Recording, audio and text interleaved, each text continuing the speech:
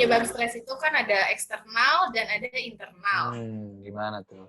Kalau misalkan stres eksternal itu ada banyak sekali stres eksternal, misalnya tuntutan pekerjaan, tuntutan keluarga atau orang tua, terus tuntutan sekolah, kuliah, tuntutan lingkungan masyarakat, teman, pasangan, itu banyak banget stres yang dari eksternal. Kalau dari internal misalnya kondisi uh, fisik kita lagi kurang sehat, itu juga bisa stres karena misalnya ketika kita lagi banyak kerjaan tapi kita lagi sakit kan akhirnya kita nggak bisa kerjain kerjaannya nih, itu bisa jadi stres internal juga. Kemudian kondisi perasaan, kemudian kondisi pikiran, itu masuk ke penyebab stres internal. Berarti kalau internal itu berarti dari mana, Teh Nurul? Berarti dari cara saya memandang apa-apa itu langsung ke negatifnya gitu ya? Ya itu bisa. Terus juga kondisi fisik juga bisa. Mm-mm. Terus kompetensi yang kita miliki Oh, gitu. ngerasa kapasitas kita selalu lebih rendah dari tuntutan gitu ya? Ya itu Itu bisa. internal berarti ya.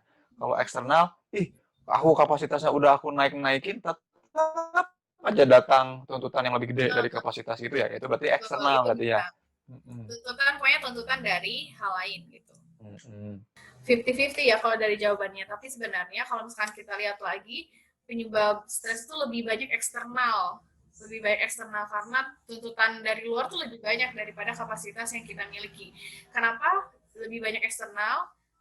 Karena ya lingkungan di luar kita tuh lebih luas dan setiap lingkungan itu punya tuntutannya masing-masing gitu, dan itu jadi lebih banyak. Nah, makanya kan eksternal ini sesuatu yang ada di luar kendali kita. Kita nggak bisa mengontrol. Kamu jangan bikin aku stres dong, kan nggak bisa ya.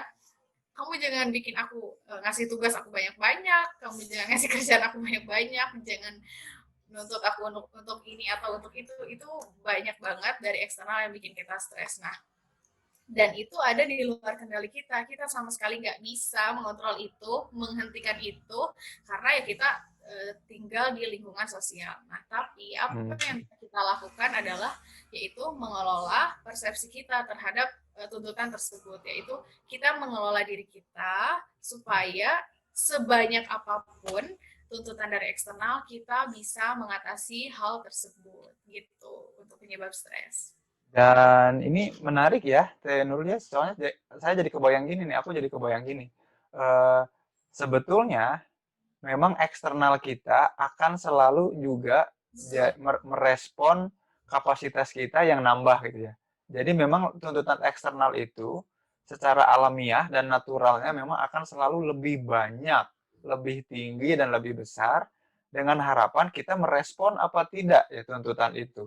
Kalau kita merespon berarti internal kita dinaikin. Jadi katakanlah ini internal kita, ini diri kita.